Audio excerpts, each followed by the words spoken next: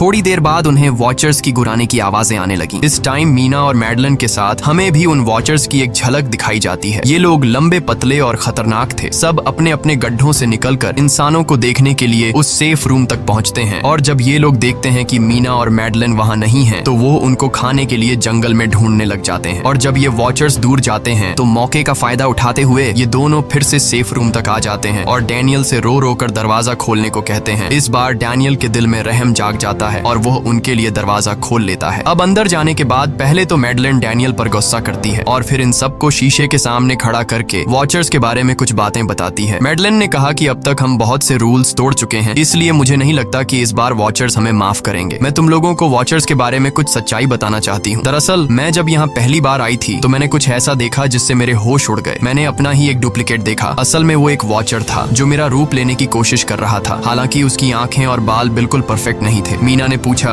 कि आखिर ये वॉचर्स हैं क्या चीज, जिस पर मैडलन ने जवाब दिया कि ये सारे क्रीचर्स फेरीज हैं जो किसी जमाने में इंसानों के साथ मिलकर रहते थे। फेरीज पंखों वाले एक जादुई जीव थे, लेकिन वक्त गुजरने के साथ इंसानों को फेरीज की शक्तियों से डर लगने लगा। इसीलिए इंसानों ने फेरीज को खत्म करने का सोचा। इंसानों की तादाद ज्यादा थी, इसलिए फेरीज इंसानों का मुकाबला नहीं कर पाए। इंसानों ने इन फेरीज को जंगल में एक बहुत बड़े गड्ढे के अंदर कैद कर लिया और उन्हें श्राप से हमेशा हमेशा के लिए इस गड्ढे में बंद कर दिया। उसके बाद फेरीज कई 100 सालों तक उस गड्ढे में कैद रहे, लेकिन फिर वक्त के साथ उन्होंने जमीन के अंदर खुदाई करके निकलने के रास्ते बना लिए। आज वही फेरीज वॉचर्स के रूप में गड्ढों से निकलकर हमारे सामने आते हैं। हालांकि कई 100 सालों तक जमीन के अंदर रहने की वजह से उन्होंने अपने पंख और जादुई शक्तियां खो दी और साथ ही उन्हें सूरज की रोशनी से तकलीफ होने लगी, लेकिन अब भी उनमें रूप बदलने की शक्ति है। इस पर डैनियल ने मैडलन से पूछा कि ये वॉचर्स हमसे क्या चाहते हैं और ये हर रात हमें देखते क्यों हैं, जिस पर मैडलन ने बताया कि ये वॉचर्स एक बार फिर से जंगल से निकलकर